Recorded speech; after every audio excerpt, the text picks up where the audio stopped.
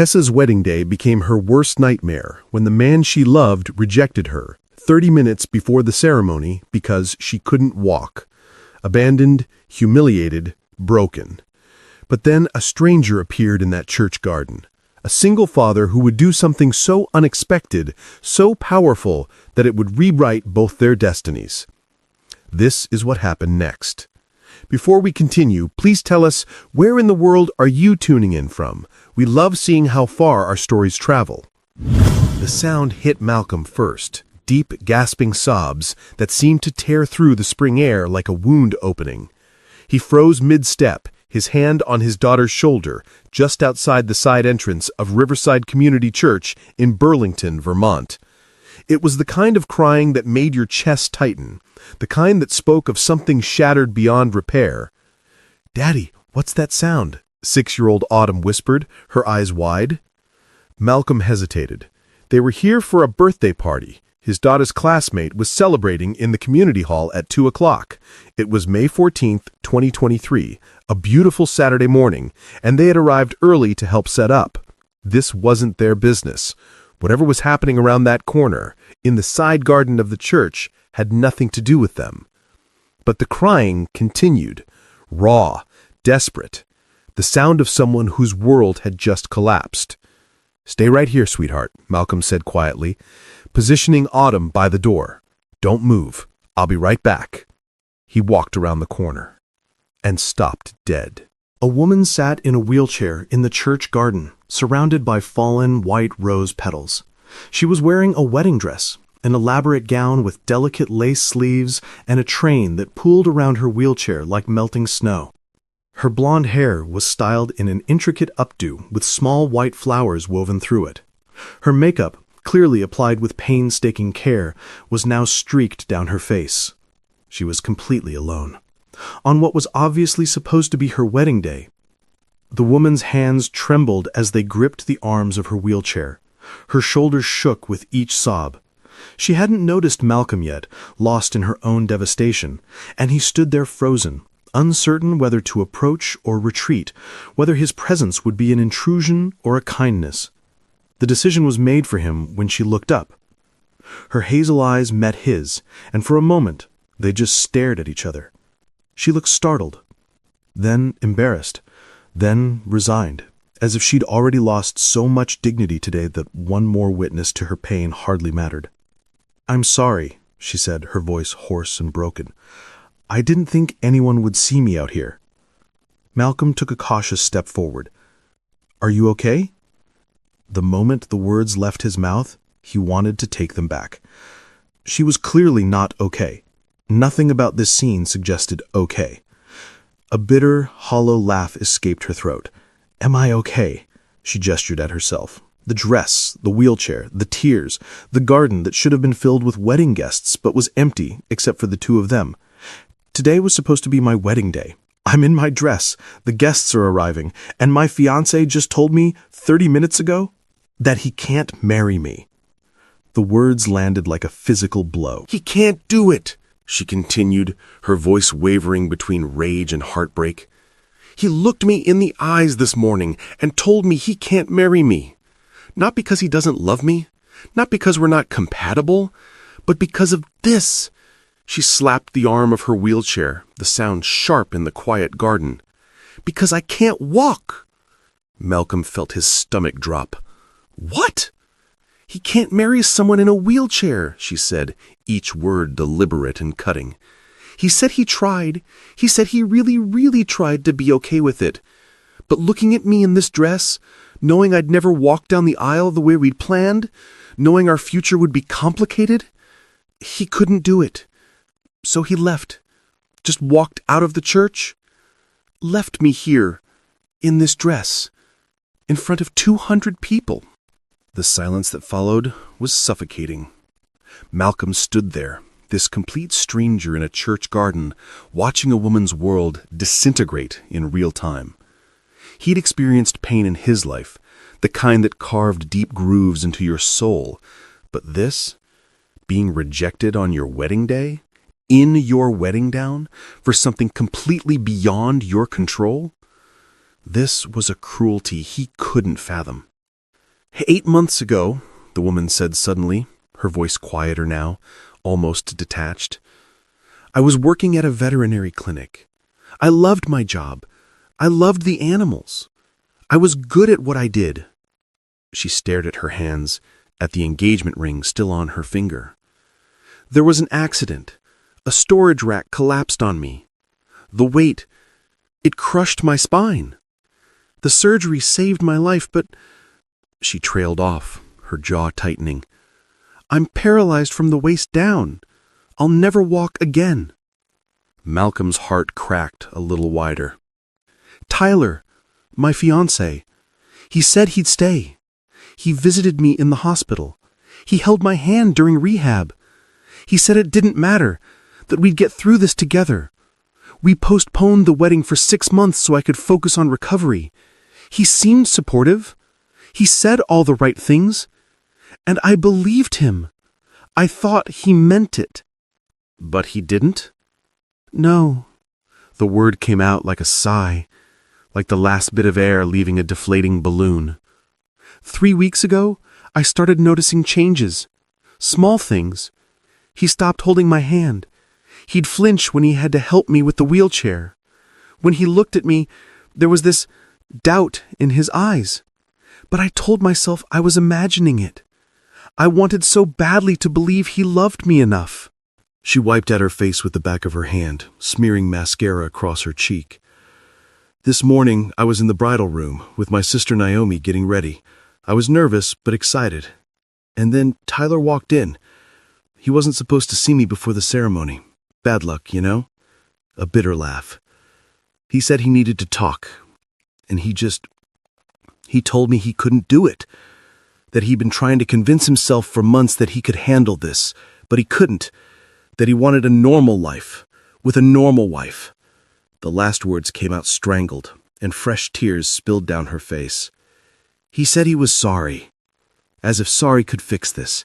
As if sorry could undo the fact that he's been lying to me for months. That he let me plan this whole wedding, let me believe in us.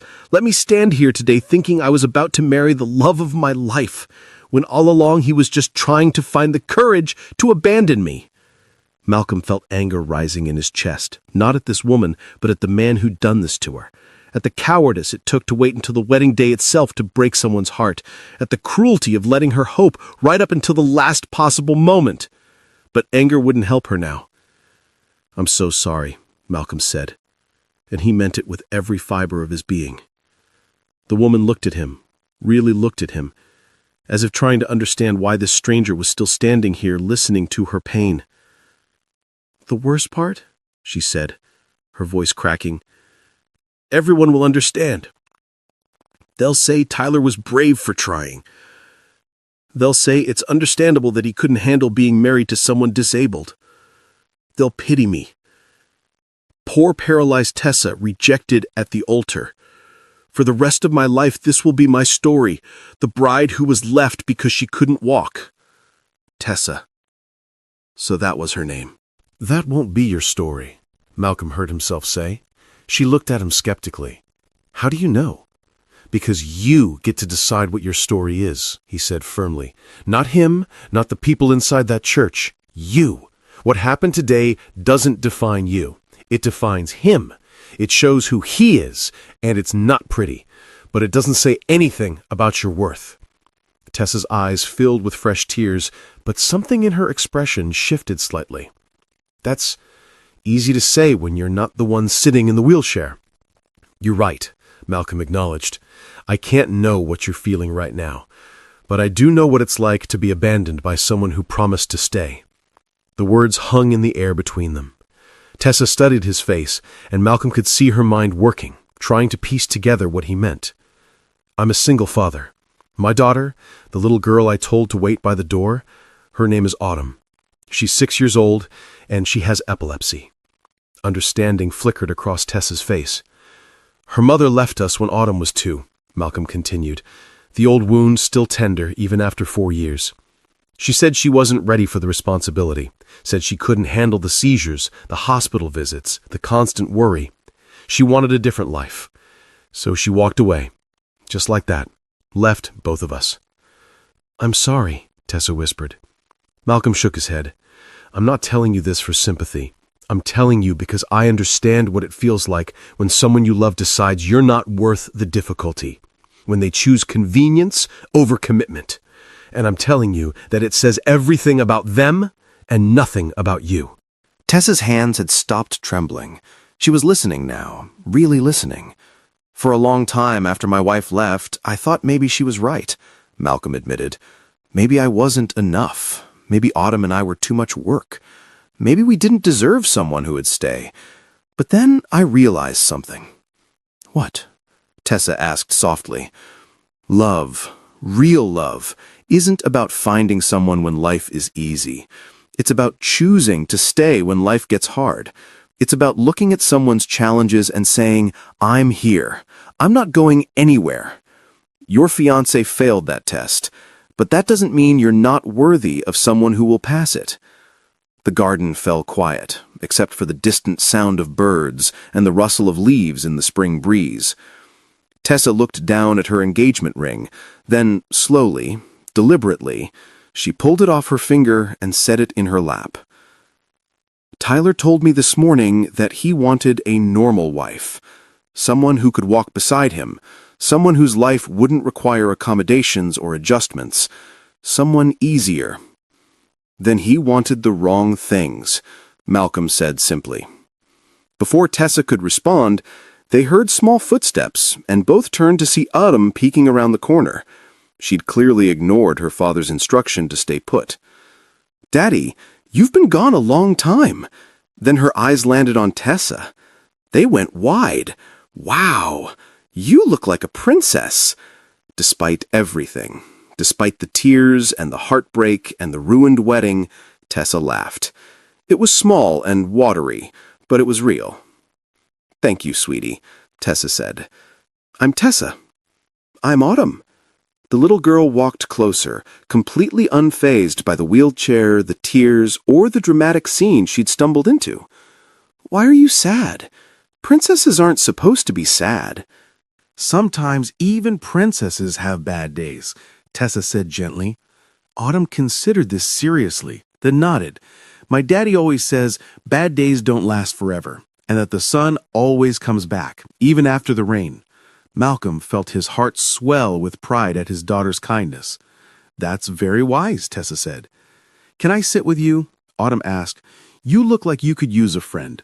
And without waiting for permission, Autumn plopped down on the grass beside Tessa's wheelchair, reached out and gently touched one of the white flowers in Tessa's hair.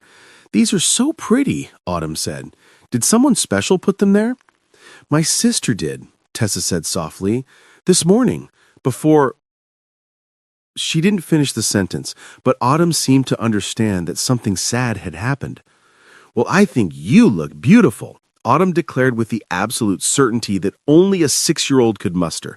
And I think whoever made you sad was wrong. Tessa's eyes filled with tears again, but this time they weren't entirely sad. She looked at this little girl who had appeared out of nowhere, offering uncomplicated kindness with no expectations attached, and something inside her chest loosened just slightly. Malcolm watched his daughter and this heartbroken stranger, and he made a decision that would have seemed insane to anyone else. He sat down in the grass, right there, in his jeans, on the ground beside Autumn, making their small circle complete. Tessa stared at him in surprise. You don't have to. I know, but I'm going to anyway. And so they sat there, the three of them, in that church garden on what should have been Tessa's wedding day. The sun filtered through the trees overhead, rose petals scattered around them like fallen snow, and for the first time since Tyler had walked out, Tessa didn't feel completely alone. What's your favorite animal? Autumn asked, suddenly, her voice bright and curious. Tessa blinked, caught off guard by the question. I work with animals, actually. Or I did, before the accident. I'm a veterinary assistant. Really? Autumn's face lit up. Do you like dogs? We have a dog at home named Biscuit. He's old and he sleeps a lot, but he's really nice. I love dogs, Tessa said, and for the first time that morning, her smile reached her eyes. Maybe you could meet Biscuit sometime. Autumn said, matter-of-factly. He makes people feel better when they're sad. Daddy says that's his superpower. Malcolm met Tessa's eyes over Autumn's head, and something passed between them. An understanding, a connection, a possibility neither of them had expected. Footsteps approached from the church, and Tessa's sister appeared again. Naomi looked exhausted, her face pale and drawn. When she saw Tessa sitting with Malcolm and Autumn, confusion flickered across her features. Tessa, Naomi corrected herself. We really need to figure out what to do. Mom and Dad are inside with the wedding coordinator. Most of the guests have left, but there's still some people asking questions and... She stopped, noticing for the first time that Tessa wasn't crying anymore. Are you okay? Naomi asked carefully. No, Tessa said honestly, but I will be. Give me just a few more minutes. Naomi glanced at Malcolm and Autumn, clearly trying to piece together what was happening. Malcolm stood up and offered her a nod of reassurance, a silent message that her sister was safe, that they weren't here to cause harm or gawk at tragedy. Naomi seemed to understand.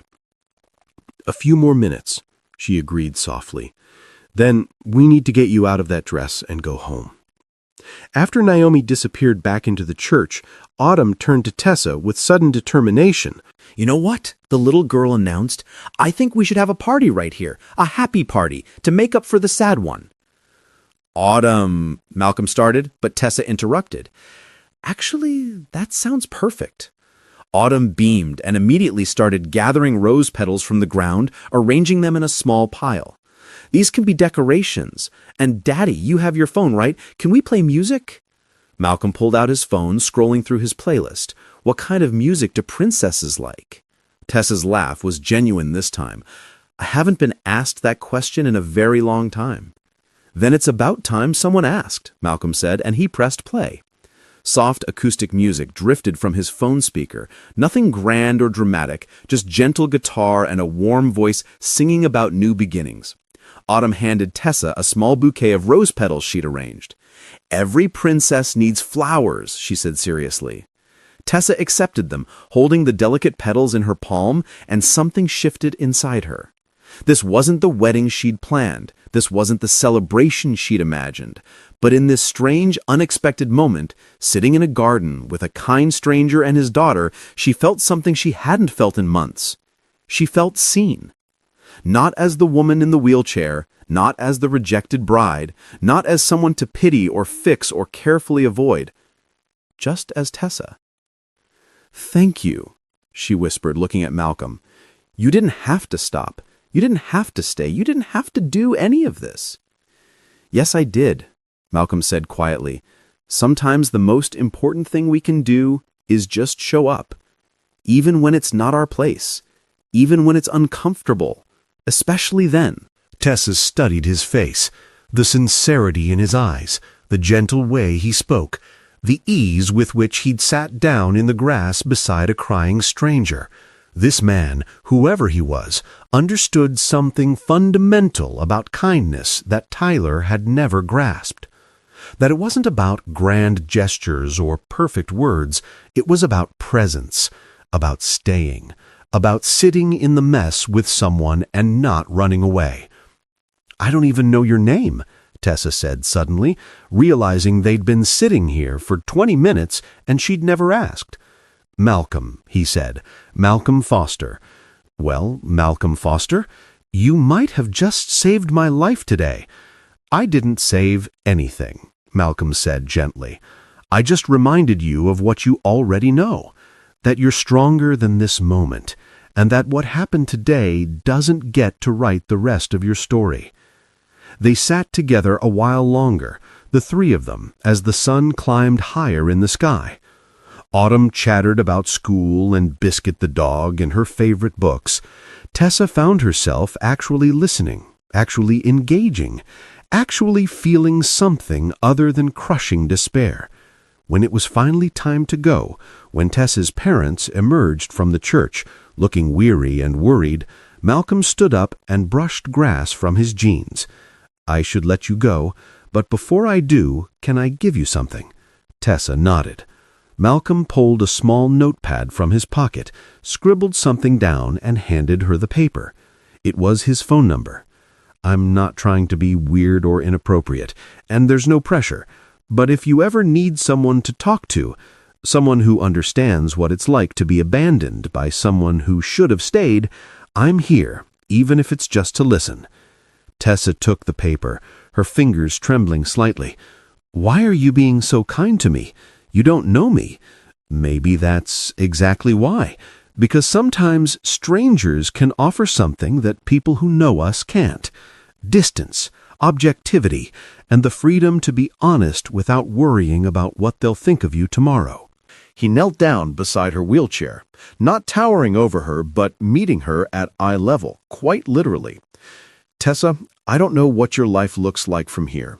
I don't know how long it'll take to heal from this, but I know you're going to be okay. I don't know how I know, but I do. And when you're ready, whether that's tomorrow or next month or next year, I hope you'll reach out, because I think you're someone worth knowing." Tears streamed down Tessa's face, but they weren't the same tears as before. These were different, softer, mixed with something that felt almost like hope. "Thank you," she whispered. Autumn threw her arms around Tessa's shoulders in an impulsive hug, nearly knocking the flower bouquet of petals from her lap. "Bye, Princess Tessa. I hope you feel better soon." Tessa hugged her back, this precious little girl who'd shown up and simply loved without conditions or hesitations. "Bye, Autumn. Thank you for my party."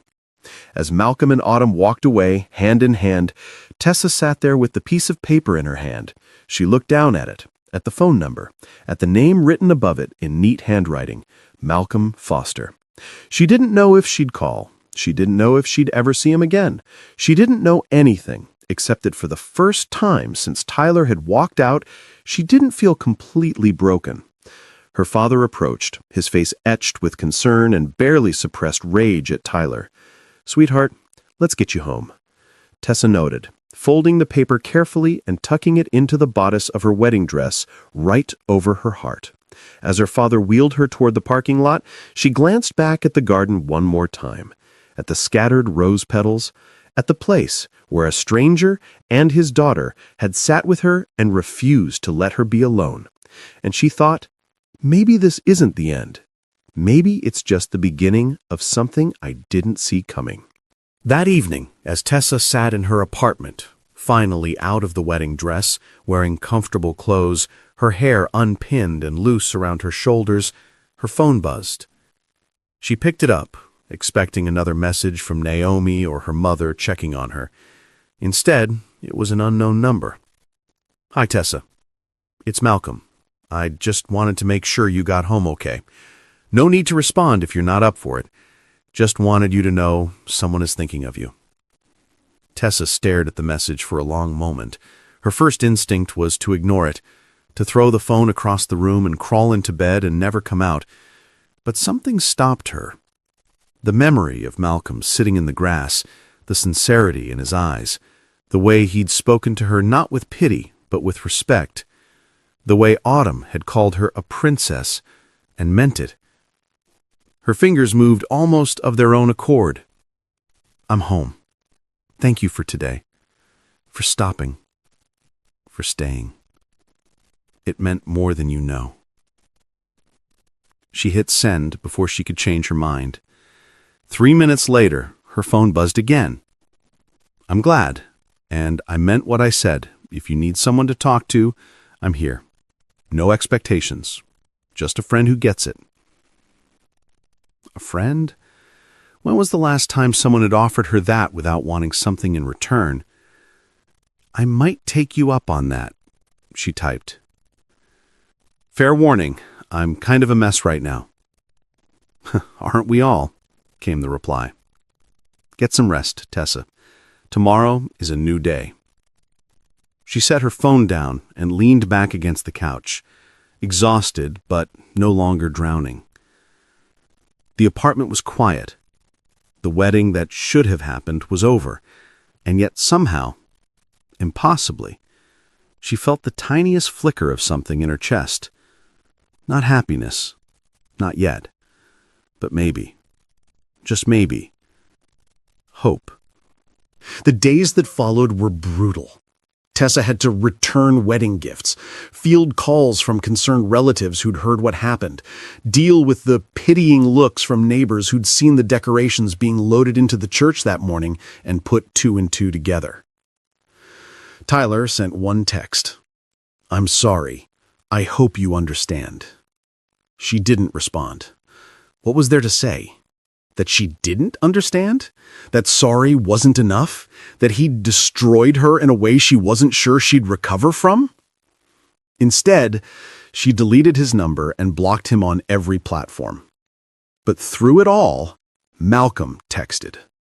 Not constantly, not intrusively, just there.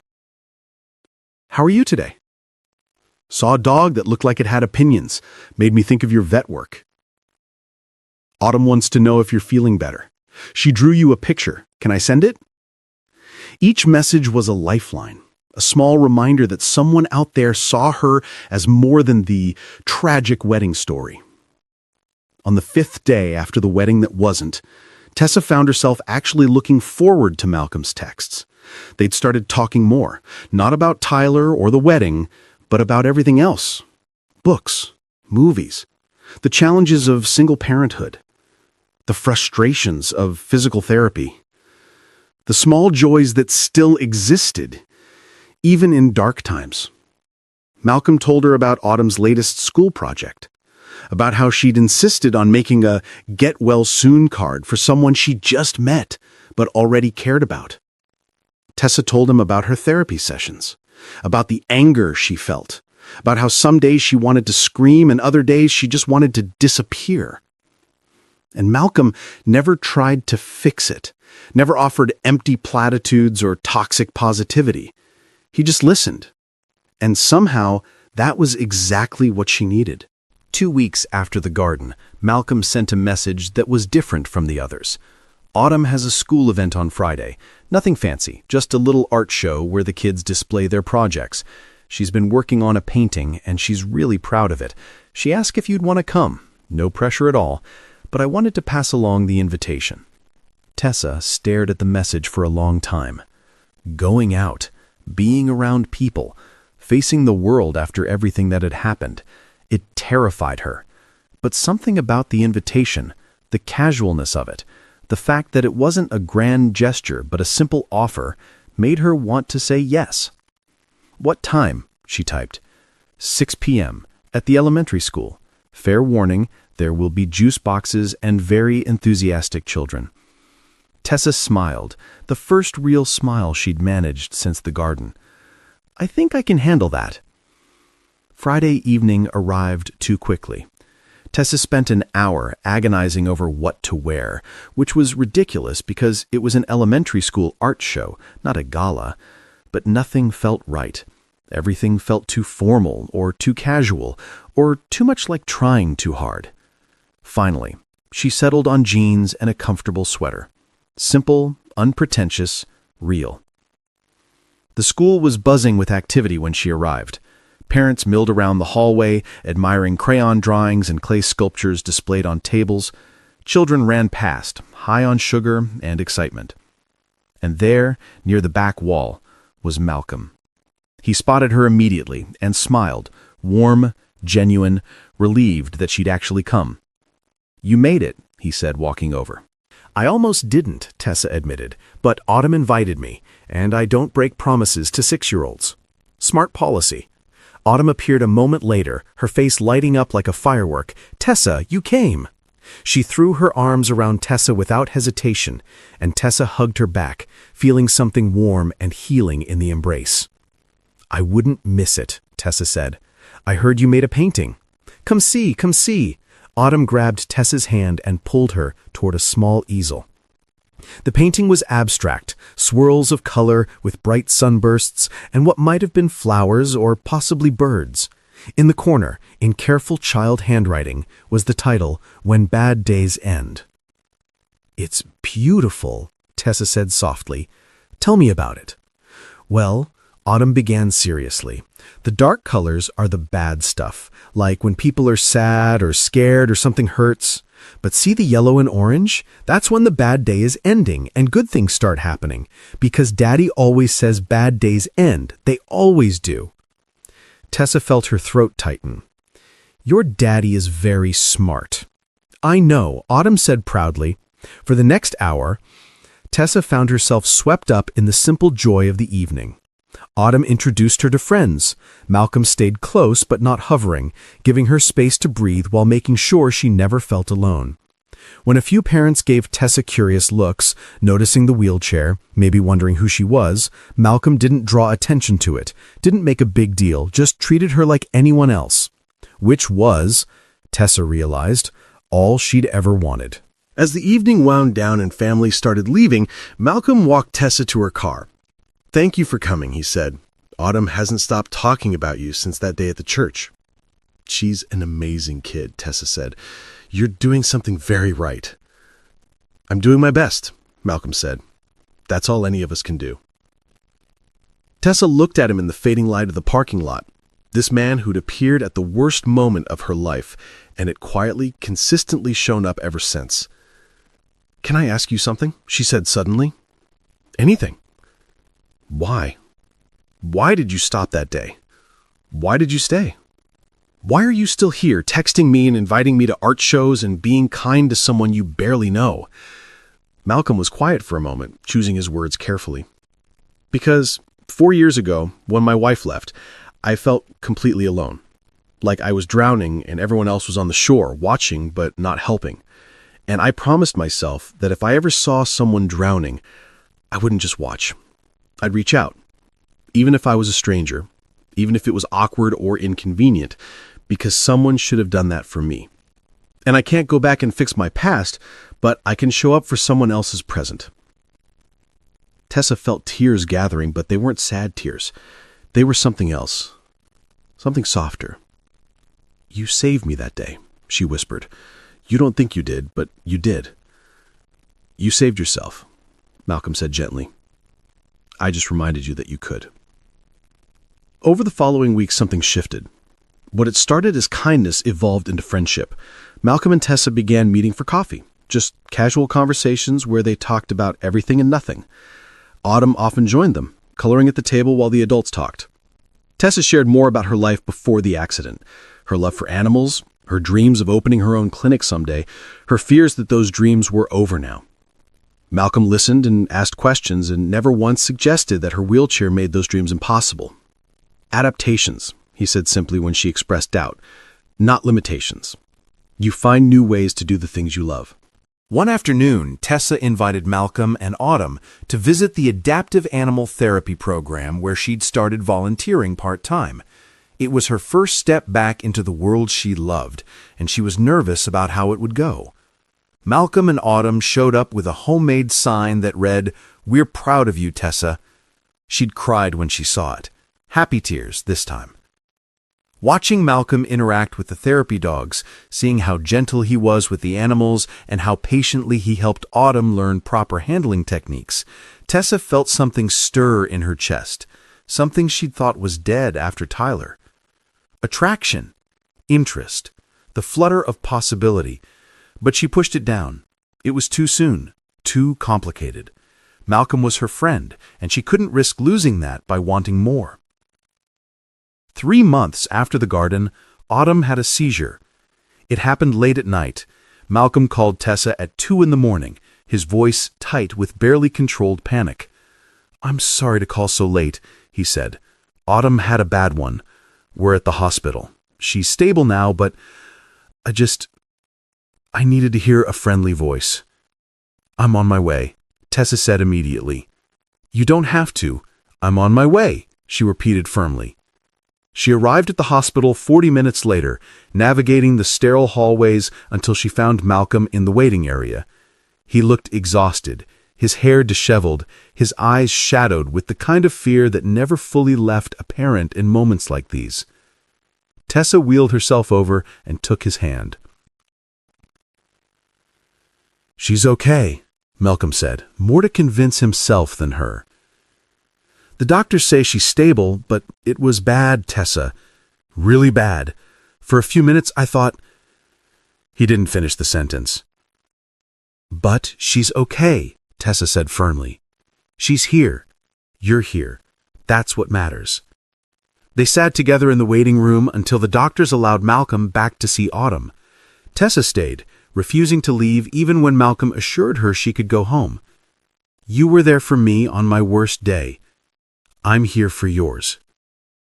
When dawn broke and Autumn was finally released with instructions to rest and follow up with her neurologist, Malcolm drove Tessa home. They sat in his car outside her apartment building, both of them too tired to move. Thank you, Malcolm said quietly, for showing up, for staying. That's what friends do, Tessa said. But as she said it, she realized with startling clarity that friend wasn't the right word anymore. Somewhere between the garden and the art show and the hospital waiting room, something had shifted. She was falling for him. She was falling for Malcolm Foster, this kind, patient, steadfast man who'd seen her at her lowest and hadn't turned away, who'd introduced her to his daughter without hesitation, who'd made space in his life for someone else's pain, without expecting anything in return. And that terrified her, because what if she wasn't enough? What if, like Tyler, Malcolm eventually decided that being with someone in a wheelchair was too complicated, too difficult, too much? What if she opened her heart again and it got destroyed a second time? Days turned into weeks, and the dynamic between Tessa and Malcolm continued to evolve. They talked every day. They saw each other multiple times a week. Autumn had started calling Tessa her bonus friend, and the three of them fell into an easy rhythm that felt almost like family. But Tessa kept her feelings locked away, safe, protected behind walls that Tyler's abandonment had built, until one Saturday afternoon changed everything. Malcolm had invited Tessa to join them for a day at the park. It was late autumn now, 6 months since the garden, and the leaves were turning brilliant shades of red and gold. They'd packed a picnic, and Autumn was running around collecting acorns while Malcolm and Tessa sat on a bench together. "Can I ask you something personal?" Malcolm said suddenly. Tessa felt her stomach flip. "Okay." "That day at the church," he began carefully, "when I met you, you were at the absolute lowest point. And look at you now. You're volunteering, you're smiling, you're living. How did you do it?" Tessa thought about the question, really thought about it. "Honestly," she said, "you." Malcolm looked surprised. "Me?" Tessa said, "You showed me that I was worth showing up for. Tyler taught me that I was a burden, that loving me required too much sacrifice. But you just showed up. No drama, no grand gestures. You just kept being there. And gradually, I started to believe that maybe I wasn't as broken as I thought." Malcolm was quiet for a long moment. "Tessa," he said finally, "can I tell you something that might be wildly inappropriate?" Her heart started racing. "Yes." "I didn't stop in that garden just to be kind," he said, his eyes meeting hers with an intensity that made her breath catch. "I mean, I did, but it became something more. Over these past months, getting to know you, seeing who you are when you're not in crisis, I've realized something." "What?" she whispered. "I'm falling in love with you." The world seemed to tilt. "And I know that might be too much, too soon," Malcolm continued quickly. "I know you're still healing from what Tyler did. I know there are 1,000 reasons why this is complicated, but I needed you to know. Because I don't want to be your friend anymore, Tessa. I want to be more. And I need to know if that's even a possibility, or if I should..." Tessa kissed him. She'd never been a particularly bold person, but in that moment she didn't care about fear or consequences or the possibility of getting hurt again. She leaned forward and kissed Malcolm Foster with everything she had. When they finally pulled apart, both of them breathing hard, Tessa laughed, a sound of pure joy that surprised even her. "Yes," she said. "Yes, it's a possibility. Yes, I'm falling for you too. Yes to all of it." Malcolm's smile could have lit up the entire park. Autumn chose that exact moment to run back over, waving a particularly large acorn. "Look what I found! It's huge!" And she stopped, noticing the way Malcolm and Tessa were looking at each other. "Why are you both smiling so big?" "Because," Malcolm said, pulling his daughter into a hug while keeping one hand intertwined with Tessa's, "today is a very good day." "Finally!" Autumn exclaimed. "I've been waiting forever for you two to kiss." Both adults laughed, and Tessa felt something she hadn't felt in almost a year. Complete. The months that followed were not perfect.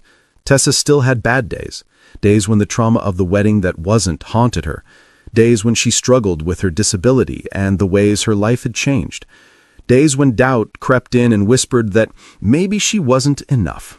But Malcolm was there, always.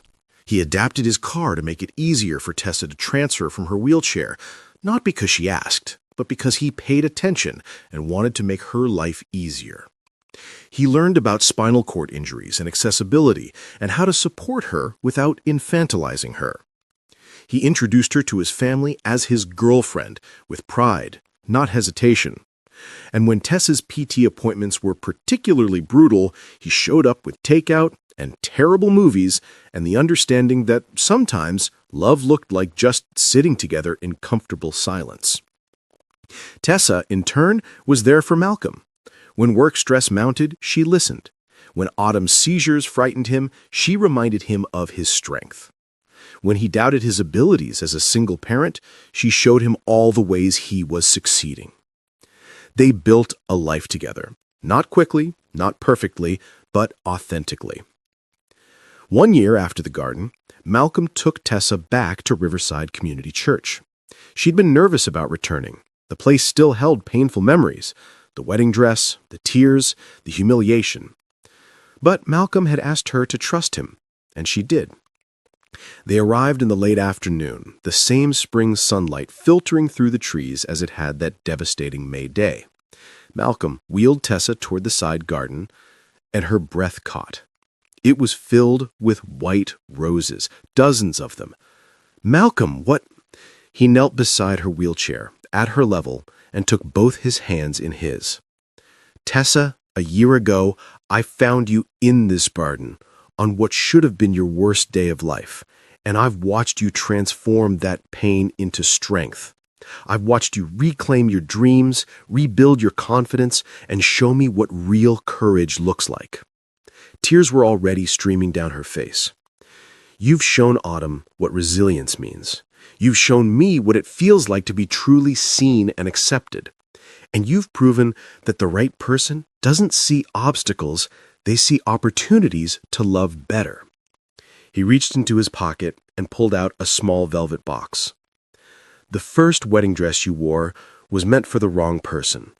And I'm not trying to erase that day or pretend it didn't happen. But I want to give you a new memory, a better one. One where someone kneels beside you and asks, not because they're settling, not because they're being noble, but because they genuinely cannot imagine their life without you." He opened the box, revealing a simple, beautiful ring. "Tessa, will you marry me?" At that moment, Autumn appeared from behind a tree, holding a sign that read, "Will you be my bonus mom?" Tessa sobbed, full, body-shaking sobs of pure, overwhelming joy. "Yes," she gasped. "Yes, yes, 1,000 times yes." Malcolm slipped the ring onto her finger, and Autumn rushed forward, throwing her arms around both of them in a group hug that felt like coming home. "We love you, Tessa," Malcolm whispered in her hair, "just as you are, always." 3 months later, they were married at Riverside Community Church in a small, intimate ceremony. Tessa wore a simple white dress, nothing like the elaborate gown from a year ago. She wheeled herself down the aisle, no one walking beside her, no one to give her away, because she was giving herself freely, fully, without reservation. Malcolm waited at the altar, Autumn beside him in a yellow dress holding a small bouquet. When Tessa reached them, Malcolm knelt beside her wheelchair, and they held hands as the officiant spoke about commitment, about showing up, about the extraordinary power of ordinary love. Do you, Malcolm, take Tessa to be your wife, to stand by her in sickness and health, in joy and challenge, for all the days of your life? I do, Malcolm said firmly, absolutely, without question. And do you, Tessa, take Malcolm to be your husband? Tessa looked at this man who'd found her broken and stayed until she was whole, who'd seen past the wheelchair to the person she was, who'd loved her not despite her challenges, but including them. I do, she said, her voice strong and clear. When they kissed, the small gathering erupted in applause. Autumn cheered the loudest. As they left the church that afternoon, Malcolm pushing Tessa's wheelchair while she held Autumn's hand, Tessa looked back at the garden one more time. A year ago, she'd sat in that spot believing her life was over, believing she was unlovable, believing that the wheelchair had stolen her chance at happiness. But she'd been wrong. The wheelchair hadn't stolen anything. It had revealed everything. It had shown her who truly loved her and who didn't. It had filtered out the people who loved conditionally and introduced her to someone who loved unconditionally. Tyler had left because he saw her wheelchair as a barrier to the life he wanted. Malcolm had stayed because he saw Tessa as the life he wanted, and that made all the difference. If this story reminded you that your worthiness of love is never defined by circumstances or challenges, then share it with someone who needs to hear it. Hit that like button if you believe real love shows